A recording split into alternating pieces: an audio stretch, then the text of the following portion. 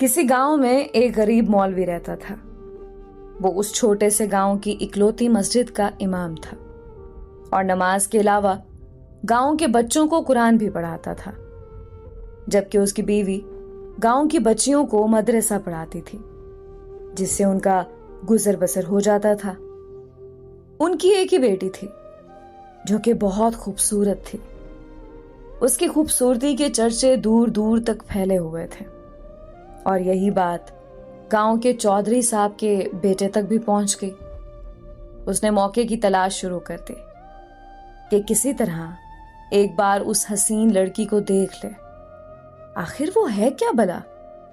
ایک دن وہ مولوی صاحب کے گھر چلا گیا کہ کچھ نیاز وغیرہ دینے کے بہانے مولوی کی بیٹی کا دیدار ہو جائے گا، اور اس طرح وہ اپنے مقصد میں کامیاب ہو گیا۔ جب امام صاحب مسجد میں نماز پڑھا رہے تھے تو اس نے دروازے پر دستک دی اور مولوی کی بیٹی کی آواز آئی، کون؟ اس نے کہا کہ اس کے پاس کچھ سامان ہے جو چودھری صاحب نے بھیجا ہے، وہ لے لیں۔ لڑکی نے کہا کہ آپ دروازے میں رکھ دیں، میں اٹھا لوں گی۔ اس نے سامان رکھا اور وہیں انتظار کرنے لگا۔ جب لڑکی نے سمجھا کہ سامان رکھنے والا چلا گیا ہے تو اس نے سامان اٹھانے کے لیے دروازہ کھولا تو اس لڑکے نے اسے دیکھ لیا، دیکھا ہی نہیں بلکہ اس پر عاشق ہو گیا اور وہیں اپنا دل دے بیٹھا۔ لڑکا گھر آیا اور ضد پکڑ لی کہ اس نے شادی کرنی ہے تو مولوی کی بیٹی سے ہی کرنی ہے۔ چودھری صاحب اس رشتے کے حق میں نہیں تھے۔ انہوں نے بیٹے سے کہا کہ میں جا کر مولوی صاحب سے بات کرتا ہوں۔ چودھری صاحب آئے اور مولوی سے کہا کہ میرا بیٹا شراب پیتا ہے، جوا کھیلتا ہے اور ہر برائی ہے اس میں اپنے بیٹے کے لیے آپ کی بیٹی کا رشتہ مانگنے آیا ہوں۔ اگر آپ انکار کریں گے تو میں ہنسی خوشی چلا جاؤں گا، یہ نہ سوچنا کہ میری ناراضگی آپ کی زندگی میں کوئی خلل ڈالے گی۔ اب ظاہر سی بات ہے مولوی صاحب نے انکار ہی کرنا تھا۔ چودھری صاحب گھر گئے اور بیٹے سے کہا کہ مولوی نے انکار کر دیا ہے اور اب دوبارہ کبھی اس کی گلی میں نظر نہ آنا۔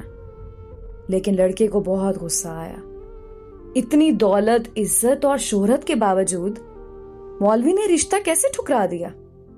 میں ضرور انتقام لوں گا۔ اور اس نے دل میں انتقام کی ٹھان لی۔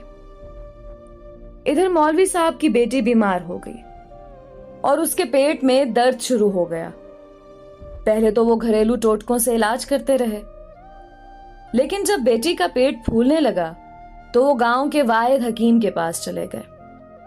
اس وقت الٹرا ساؤنڈ وغیرہ اور جدید آلات تو تھے نہیں، لہٰذا حکیم صاحب نے بچی کی نبض چیک کی، پیٹ درد کی شدت کا جانچتے ہوئے بتایا کہ آپ کی بیٹی حاملہ ہے۔ مولوی کے گھر میں تو جیسے کوہرام مچ گیا، ایک قیامت آن پڑی۔ مولوی نے بیٹی کو بہت مارا پیٹا کہ کس کے ساتھ منہ کالا کرائی ہے، کس کا بچہ ہے تیرے پیٹ میں۔ ایک دو بار اسے قتل کرنا بھی چاہا، لیکن میں بیچ میں آ گئی۔ اسے یقین تھا کہ اس کی بیٹی بے گناہ ہے۔ وہاں ان کی بیٹی بھی اس امتحان پر اللہ سے امید لگا کر بیٹھ گئی کہ اب کوئی معجزہ ہی اسے اس ناکردہ گناہ سے نکال سکتا ہے۔ ادھر چودھری کے بیٹے نے جب 2-3 بار مولوی کو بیٹی کے ہمراہ حکیم کے پاس جاتا دیکھا تو حکیم کے پاس چلا گیا۔ تھوڑی سی رقم ادا کی تو حکیم نے ساری بات اگل دی۔ چودھری کا بیٹا واپس آیا اور گاؤں کے میراثی کو کچھ رقم دے کر سارے گاؤں میں اعلان کروا دیا کہ مولوی کی بیٹی بغیر نکاح کے حاملہ ہو گئی ہے۔ گاؤں کی عورتیں مولوی کے گھر آنے لگیں اور پوچھنے لگیں کہ ایسا کیا ہو گیا ہے کہ بیٹی کو یہ گناہ کرنا پڑا، اس کی شادی کیوں نہ کروا دی، کس کے ساتھ منہ کالا کیا۔ غرض جتنے منہ اتنی باتیں۔ گاؤں کی پنچایت نے مولوی صاحب سے امامت واپس لے لی اور انہیں 1 ماہ کا وقت دے دیا کہ وہ اپنی رہائش کا بندوبست کسی اور گاؤں میں کر لیں۔ گاؤں والوں نے بھی اپنی بچیوں کو مولوی کی بیوی کے پاس بھیجنا چھوڑ دیا۔ ہر طرف سے मौलवी साहब परेशानियों में घेरे जा चुके थे। उन्हें कोई रास्ता दिखाई नहीं दे रहा था। एक दिन वो परेशानी के आलम में बैठे थे कि दरवाजे पर दस्तक हुई। जाकर दरवाजा खोला तो सामने एक खूबरू नौजवान खड़ा था। अंदर आने की इजाजत तलब की तो मौलवी साहब परेशानी के आलम में कुछ सोचने लगे। लड़का समझ गया और अपना तारुफ करवाया कि मैं आपका शागिर्द हूं, बचपन में आपसे कुरान पढ़ा है, फलां शख्स का बेटा हूं और बराबर वाले गांव से आया हूं। मौलवी साहब ने पहचान लिया और उसे अंदर ले आए। उसने अपने आने का मकसद बताते हुए कहा कि उसे मालूम हुआ है कि आपकी बेटी के साथ ये माजरा पेश आया है। मजीद बताया कि वो शहर से हिकमत का कोर्स मुकम्मल करके आया है और गांव में हिकमत खाना बनाने का इरादा रखता है, लेकिन आते ही उसे इस बात का इल्म हुआ तो उसे यकीन नहीं आया कि ये वाकया सच है और वो इसका राज मालूम करने पहुंच गया।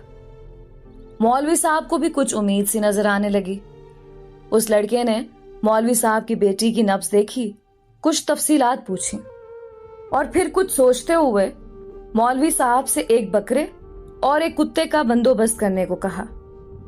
जब लड़की को दिन का खाना खाने से मना किया और भूखा रहने को कहा, उसकी बात पर अमल करना पड़ा। मौलवी साहब और करते भी क्या, डूबते को तिनके का सहारा। रात तक सारा बंदोबस्त कर दिया। लड़के यानी हकीम ने गांव की कुछ मुअज़्ज़िज़ औरतों को भी बुलवा लिया और उनसे बकरे का गोश्त पकवाने को कहा। जब गोश्त पक चुका तो उस लड़के ने लड़की से कहा कि पेट भर कर गोश्त खाओ। लड़की भी सुबह से भूखी थी, जी भर कर गोश्त खाया। जब लड़की ने गोश्त खा लिया तो उस वक्त तक मोहल्ले के कुछ मजीद लोग भी मौलवी के घर के बाहर जमा होना शुरू हो गए कि यहाँ क्या माजरा चल रहा है। उस लड़के ने मौलवी साहब की बेटी को बुलवा लिया और दूसरे कमरे में ले गया जहां उसने पहले से कुत्ता ज़िबा करके रखा हुआ था। उस लड़की को बताया कि जो गोश्त उसने खाया है वो उसी कुत्ते का गोश्त था। बस फिर क्या था, लड़की ने उल्टियां शुरू कर दी और जो कुछ खाया था सब बाहर आने लगा। आज मेरी ये दुआ जरूर कबूल करना, तुझे तेरे रब होने का वास्ता, तुझे तेरे करीम होने का वास्ता,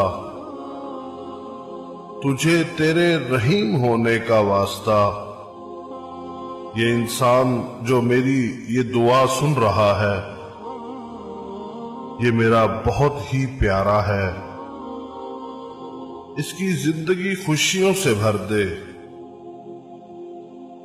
इसको हर दुख तकलीफ और परेशानी से बचाना, इसको हर नागहानी आफात और हर बीमारी से बचाना,